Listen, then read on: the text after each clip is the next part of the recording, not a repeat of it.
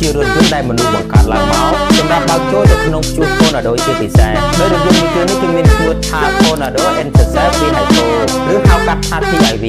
ឃើញរូបរាងរបស់វាចម្លែកជាងមែនតែរូបរាងពិតរបស់វាកាលពីមុនគឺជា Dodge Ram 3500ឆ្នាំ2010នោះទេតែគេបានយកវាមកបដូរសម្បល់បែបនេះគឺដើម្បីទុកបញ្ជូនវាឲ្យទៅចតនៅក្នុងកណ្ដាលកម្លាំងព្យុះជាពិសេសហើយបើមានអ្នកសួរថាតើគេបញ្ជូនវាឲ្យទៅនៅកណ្ដាលកម្លាំងព្យុះដើម្បីអ្វីចម្លើយនោះគឺម្ចាស់របស់វាដែលជាអ្នកឆ្នៃវាឡើងមកវិញគាត់គឺជាអ្នកប្រមាញ់ព្យុះវាគឺជារឿងដ៏ចម្លែកពិតមែនដែលមនុស្សយើងធ្លាប់តែឃើញព្យុះនាំរត់ពីចេញឆ្ងាយតែពូម្នាក់នេះបានជារត់ចូលព្យុះទៅវិញដោយតាមពិតទៅនៅទឹកដីសហរដ្ឋអាមេរិកគឺមានអាជីពមួយដែលគេហៅថាអ្នកប្រមាញ់ព្យុះអាជីពមួយនេះពួកគេត្រូវតែធ្វើដំណើរទៅកាន់តំបន់ណាដែលមានព្យុះកកើតឡើងញឹកញាប់បំផុតដូចជានៅភូមិភាគកណ្ដាលនៃទឹកដីសហរដ្ឋអាមេរិកជាដើមដោយបេសកកម្មរបស់ពួកគេនៅពេលដែលបានជួបជាមួយនឹងព្យុះ Tornado ភ្លៀងពួកគេត្រូវតែទាញកាមេរ៉ាថតឲ្យបានលឿនបំផុតថតបានប្លង់កាន់តែស្អាតគឺកាន់តែពិសេសហើយប្លង់ដែលល្អជាងគេគឺប្លង់ដែលថតនៅកណ្ដាលព្យុះនោះតែម្ដងនៅពេលដែលប្រមូលទិន្នន័យទាក់ទងអំពីព្យុះបានពួកគេនឹងយករូបភាពនិងคลิปវីដេអូទាំងអស់នោះទៅលក់ឲ្យក្រុមការងាររបស់រាជការ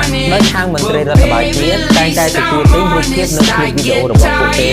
ក្នុងតម្លៃថ្លៃឬថោកទៅតាមប្លង់នីមួយៗដើម្បីយកមកសិក្សាពីមូលហេតុដែលធ្វើឲ្យកើតមានព្យុះហើយរកវិធីដោះស្រាយនិងទប់ទល់ជាមួយវាដោយសារតែអាជីពមួយនេះគឺមហាសាយគ្រោះថ្នាក់រថយន្តធម្មតាគឺមិនអាចចូលទៅកណ្ដាលព្យុះដើម្បីថតរូបភាពឬផ្តិតវីដេអូដែលមានគុណភាពនិងលក់បានថ្លៃដូច្នេះហើយការបង្កើតរថយន្ត TIV គឺស័ក្តិសមបំផុតក្នុងការទប់ទល់ជាមួយនឹងការបក់បោករបស់ព្យុះ Tornado ថែមទាំងឡានដែលខ្ញុំបានលើកមកនិយាយនឹងមានខ្សែភាពយន្តដែលជារបស់ខ្លួនឯងទៀតផងហើយអ្នកដឹកនាំរឿងមួយនេះគឺអ្នកដែលបង្កើតវាឡើងមកនឹងឯងចំណែកនៅផ្នែកខាងលើដំបូលគឺមានដុំវិលដូចជាដុំរថក្រដើម្បីងាយស្រួលក្នុងការថតខណៈដែលកំពុងទប់ទល់ជាមួយនឹងកម្លាំងព្យុះអរគុណដែលបានចប់តែបងប្អូនយល់យ៉ាងណាដែរចំពោះគំនិតច្នៃប្រឌិតដ៏អស្ចារ្យមួយនេះគិតយល់យ៉ាងណាកុំភ្លេចសម្ដែងមតិម្នាក់មួយផងដោយវីដេអូមួយនេះគឺ sponsor ដោយ Brand Felix